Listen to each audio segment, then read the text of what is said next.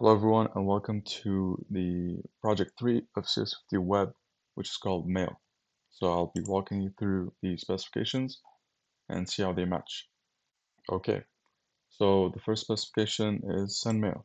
When a user submits the email composition form, add JS code to actually send the email. Okay, now I did indeed add code for that, which is in the compose function. It's right here. All this does is to send the email as a post method. Let's see. We likely want to make a post request. Yes, that's what I used. Passing in values for recipient, subject, and body. And that's what I have. Subject and body.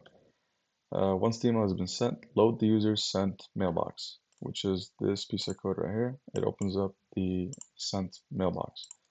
So let's try to compose one.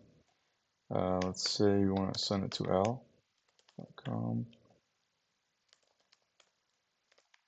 Okay, it's gonna take us right to the sent mailbox. All right, so let's go to the next one, which is mailbox. When a user visits their inbox, sent, mailbox, or archive, load the appropriate mailbox. You'll likely want to make a GET request, yes, to a particular method. When a mailbox is visited, the application should first query the API for the, okay. When a mailbox is visited, the name of the mailbox should appear at the top. Got that? Each email should then be rendered in its own box, as a div. And this is where it all happens. So this is the inbox. Each one is in its own div.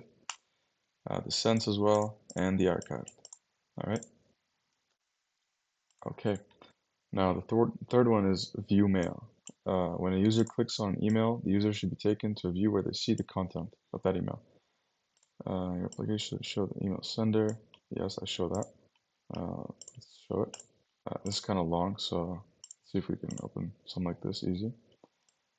Yeah, the sender, the recipients, the subject, and timestamp, and everything. Like we want additional, spam the email. Be sure to update. That's what we have. It says you have to make an additional div for the compose. Sorry, for the email view. So we already have compose and the emails view. This is for the email view, the single email. Okay, see the hint, I saw that. Once the email has been clicked on, you should mark the email as read. Okay, now if I click it, it's going to turn gray, which means it has been read now. Using a put request, this has been done. Okay, archive and unarchive. Allow users to archive and archive the emails that they have received. When viewing email box, the user should be able to press a button. Okay. The put request, once the email has been archived, load the user inbox. Okay. So here, for example, we can archive this. It goes over there and takes me back to inbox. And if I come here, the same email, this time it says unarchived. So if I click it, it takes me back to the inbox as well. All right. Now reply. Allow users to reply to an email. When viewing an email, the user should be presented with a reply button. So when I'm viewing this, I should be presented with a reply. It's right there. When the user clicks it, they should be taken to the email composition form. There we go. Pre-fill the composition recipient with whoever sent the original email. To view that, I'm going to go to L, which has the email that has been sent to him alone. So this one. And if I reply, it's going to send back to A, which is the one who sent to L. Okay. Pre-fill the subject. It's all pre-filled. You should do RE if it didn't have it before. And if it already has it, you should take away that RE. So for example, this is a reply. Okay.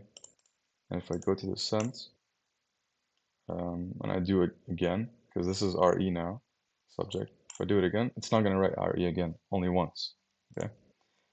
Pre-fill the body with the email with a line like this, timestamp, the sender wrote, etc. And this is what I have, which is the exact same thing they require. All right, thank you all for watching. This was Matt.